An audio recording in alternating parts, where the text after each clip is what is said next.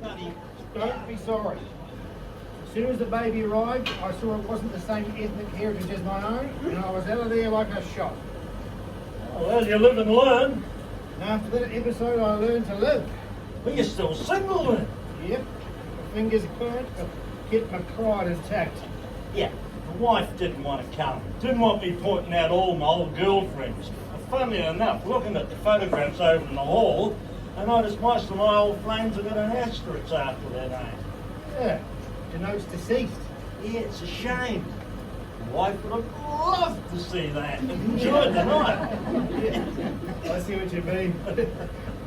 Hey, I heard earlier a whole group of ladies over there and taking their name badges off and challenged the guys to remember their names. Yeah, I reckon I was the instigator. She was in our class. Went over there and made a big scene. Mrs. Gregg, my favourite social studies teacher. I'd have known you anywhere.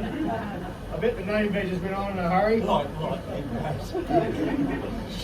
Hey, now, there's a face I remember. Over there with the gorgeous young blonde dolly bird, half his age, hanging off his arm. What the bloody hell was his name now? That's Fred Mason. Not the Fred Mason. Last in every subject and only good for propping up the second 15 scrum at lock. The very one. I got talking to him earlier. That's the stretched B&W limo out the front with a chauffeur cleaner. He lives in a huge mansion in the North Shore. Well, actually, he's not sailing around the South Pacific in a 60-foot yacht. He left school the day he turned 15, and with a bit of help from his dad, scrapped up enough money to buy a septic tank truck. Well, they lived in Brighton. There was no sewage there, so he did well. So one thing led to another, and now he's got the biggest fleet of septic tank trucks in the country. That certainly makes sense because he was always in the shit here at school. Now, there's a face I do remember. Over there in the walking frame. The most feared teacher at school, Tawley Aldrich. Yep, the only time you ever smiled was when you were swinging the cane across your bum. Hey, isn't it weird? In today's world, that's assault with a recognised weapon of torture to do grievous bodily harm on a minor. You'd be in prison for that. Yeah, you would. You always knew when some poor bugger was off to the principal's office to get caned. Your physical training shorts to go missing from your locker. More layers, less pain. Well, and speaking of caning, you must remember the time when our class was kept in after school, because no bugger would own up as to who cut up Mr. Kellett's cane, stuck it back together again, and when he picked it up, it bloody disintegrated. Oh, that was a good one. Yeah. It was you! Oh, you bastard! Might have been 40 years ago, but I can still remember having to walk 12 miles home in the pouring rain after missing the bus. I guess I'm safe now. The statute of limitations must have run out. So it worries me dead 10 years. Well, I might as well come clean and tell you that it was me that put the nail under the principal's car tyre so that he swerved and cleaned out the bike shed. Good God, they had the school in lockdown over that. They even had the cops around. Oh, hey, you were bloody good at telling lies and keeping secrets. What was your occupation in life? An agent for the Secret Intelligence Service? No, government treasury assistant. You know, Bill, looking back through the photos over there, couldn't help noticing a few from the old Army cadet training days. That's right, yeah. The first Tuesday of the month, you put your army uniforms on, with no lying in the shorts, sandpaper suits we used to call them, rub your thighs raw, you're marching around and lug around those huge 303 rifles and machine guns and mortars, training to kill.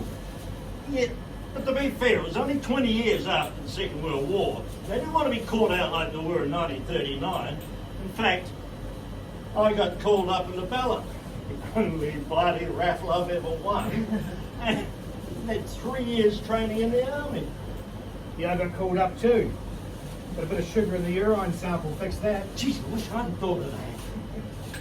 And what about all that time wasted on stupid subjects like ancient history and algebra and Latin. I have never, ever had to explain to anyone where Mesopotamia was. And the only thing that interested me in algebra was the last three letters. And as for Latin, oh, gee. Well, I suppose it might have helped you work in the plant nursery. Yeah, but to be fair, society in those days was entrenched with teaching subjects that hadn't altered for decades. Yeah, that's right.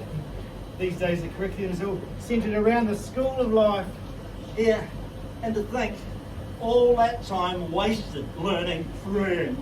If you and I had learned Mandarin or a couple of Chinese dialects, we'd be running an import-export office from the top of a tower in Beijing.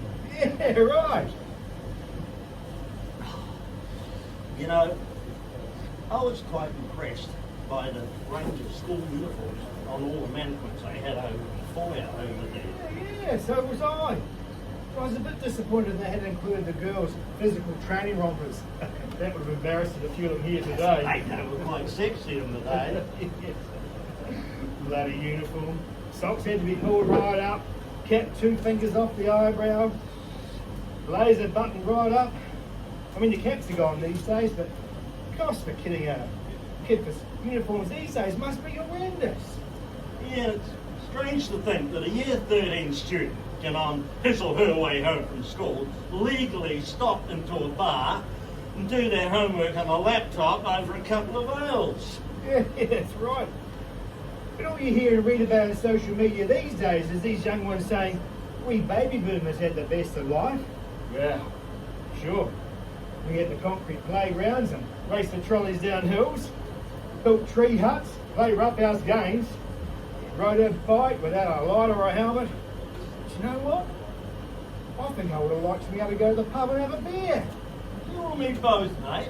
Hey, look, it's almost like 3 o'clock. They're doing our photographs over in the school hall. We better get over there and pull finger. No, not me, mate. I'll plaster the photos all over Facebook. Everyone will start comparing age degradation.